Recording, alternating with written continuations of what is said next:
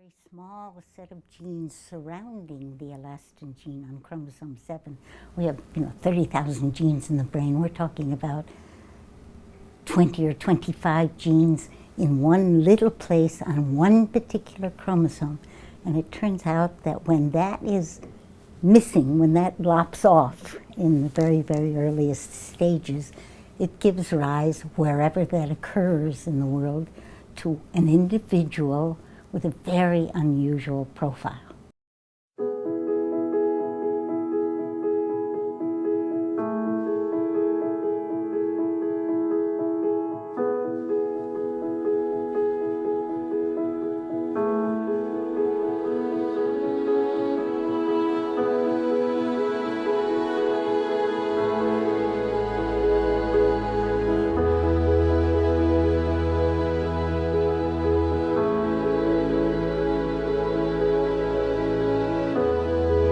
I know your definition of what Williams syndrome is.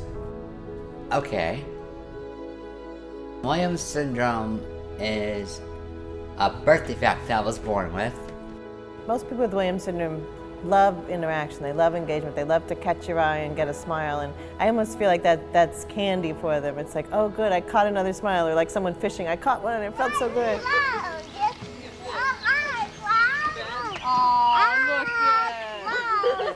If I ever get the chance to actually go in a real recording studio with a big bass fiddle, believe me, I'll call you so I can record with you, man. I work at Cracker Barrel. I'm a greeter.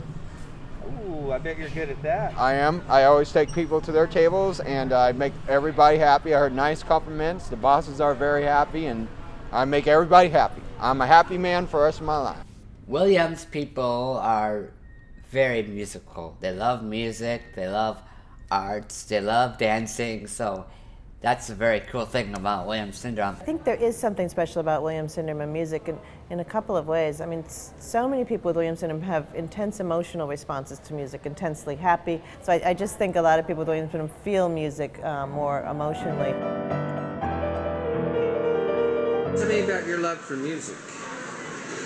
Oh, music to me is like the soundtrack of the world. What do you say about the challenges of Williams syndrome? How would you characterize those? Well, there are many, different challenges. When you get to see someone who has Williams syndrome, it's like a whole different world. Now you do it, Ben, and stay on the road. Oh, you went off the road a little bit. Let's try it one more time.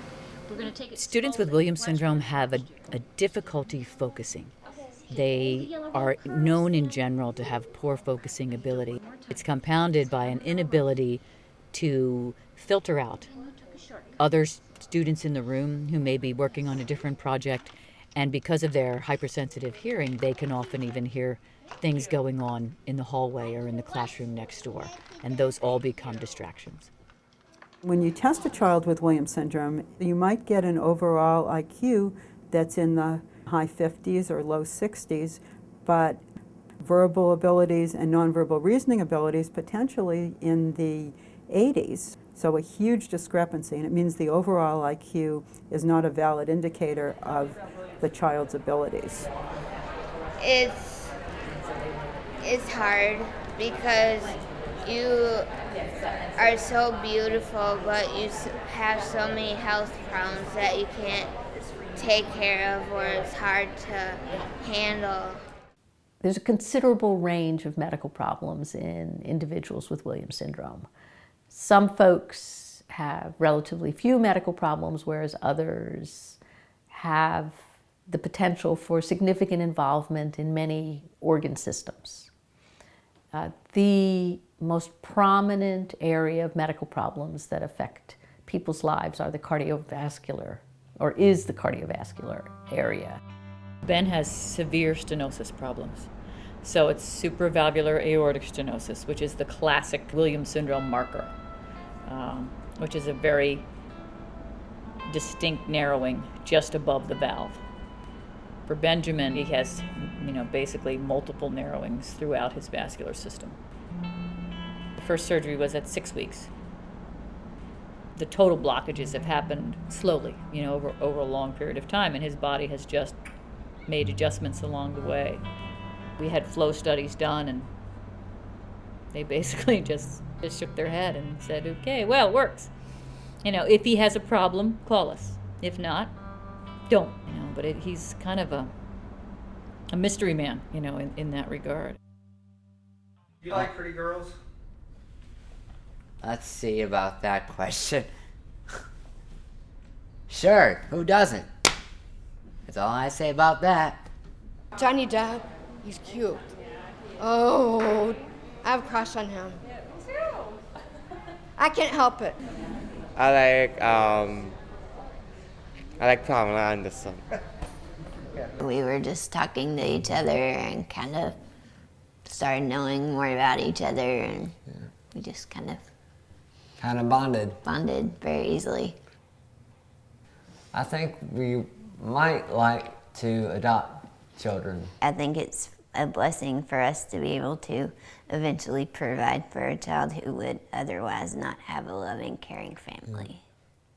When you found out she had Williams syndrome, what was that day? When was that? We found out in September of '09 when she was about 9 months old, and it's very heartbreaking at first, but it's kind of like you just have to take it one day at a time, and of course you can see she's a beautiful baby and we love her with everything, so. No one ever planned to be the parent of a child with a disability.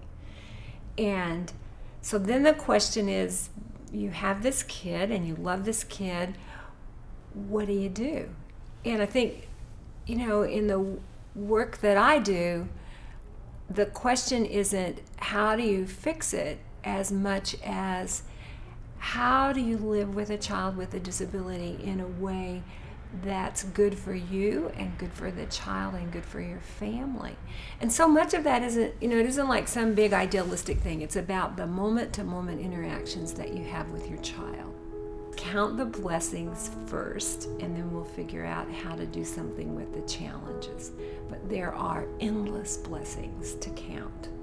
And when you see a child that has Williams syndrome that's so full of life and so happy that you don't think about that's a child with a disability, you think, wow, what a cool kid.